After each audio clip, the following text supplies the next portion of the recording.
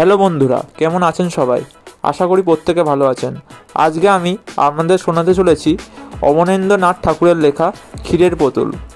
যারা যারা চ্যানেলে রয়েছেন এবং আমার প্রতিনিয়ত ভিডিও দেখেন তারা জানেন আমি এতদিন সুকুমার রায় ও রবীন্দ্রনাথ ঠাকুরের লেখা গল্পগুলি শোনাতাম, কিন্তু আমি আজকে নতুন অবনীন্দ্রনাথ ঠাকুরের ক্ষীরের পুতুল গল্পটি শোনাতে চাই। তাই যারা যারা চ্যানেলে নতুন আছেন অবশ্যই চ্যানেলটিকে সাবস্ক্রাইব করে নিয়ে আমাদের পাশে থাকবেন, যাতে আমরা পরবর্তী ভিডিও বানাতে মোটিভেট হই। আপনাদের সাপোর্ট আমাদের চ্যানেলকে এগিয়ে নিয়ে যেতে সাহায্য করে, তাই অবশ্যই চ্যানেলকে সাবস্ক্রাইব করুন। চলো শুরু করা যাক আজকের গল্পটি। Let's start. রবীন্দ্রনাথ ঠাকুরের জন্মের 1 দশক পরে জোড়াসাঁকোর ঠাকুর পরিবারে জন্ম নিয়েছিলেন আরেক সৃষ্টিশীল মহাপুরুষ। সম্পর্কে তিনি রবীন্দ্রনাথের ভ্রাতুষ্পুত্র। রবীন্দ্রনাথ ভাই গুণানন্দনাথ ঠাকুর ও সৌদামণির দেবীর তৃতীয় সন্তান এই ছেলেটির নাম অবনীন্দ্রনাথ ঠাকুর। কালক্রমে তিনি হয়ে উঠেছিলেন 20 শতকে ভারতে গড়ে ওঠা শিল্প বিপ্লবের পুরোধা ব্যক্তিত্ব। চিত্রশিল্পী হিসাবে খ্যাতি অর্জন করেছিলেন দেশ বিদেশ জুড়ে। স্বয়ং রবীন্দ্রনাথ তাকে লিখতে উৎসাহিত করেছিলেন, বলেছিলেন, অবন তুমি লেখো না, যেমন করে মুখে মুখে গল্প করে শোনাও তেমনি করেও লেখো। উৎসাহিত হয়ে প্রথমে লিখেছিলেন শকুন্তলা। এরপর 1896 খ্রিস্টাব্দে আদি ব্রাহ্ম সমাজ প্রেস থেকে প্রকাশিত হয় তার রূপকথাধর্মী গ্রন্থ ক্ষীরের পুতুল।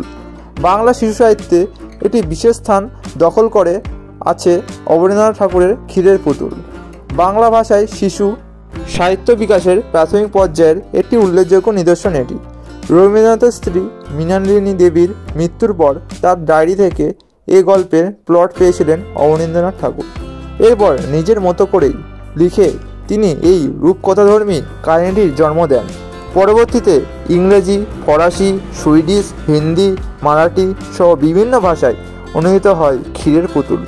গল্পটি সংক্ষেপে আলোচনা করা হলো। এক রাজার 2 রানী, দু আর সু।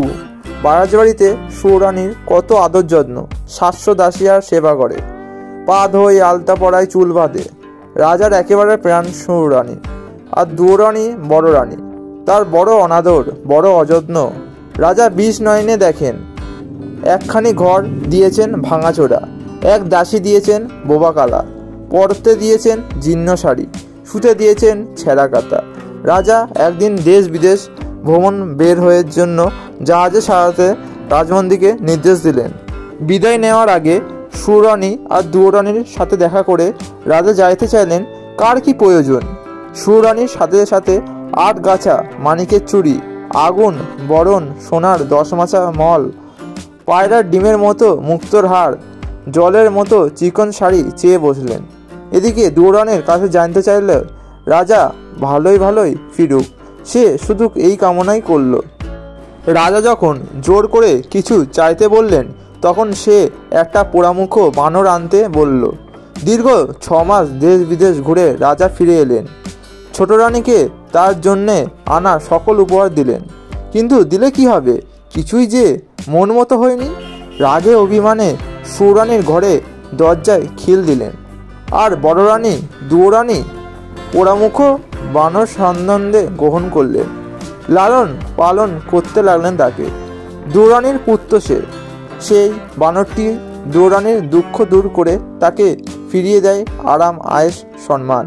পোড়ামুখ বানর কিভাবে দূর করলো 2 রানীর দুঃখ, তা নিয়েই অবনীন্দ্রনাথ লিখেছেন ক্ষীরের পুতুল। বন্ধুরা, গল্পটি হয়তো আপনারা সবাই টিভি সিরিয়ালে দেখেছেন, তাই আমি আজকে এই গল্পটি সম্বন্ধে ভিডিওতে কিছু বললাম না।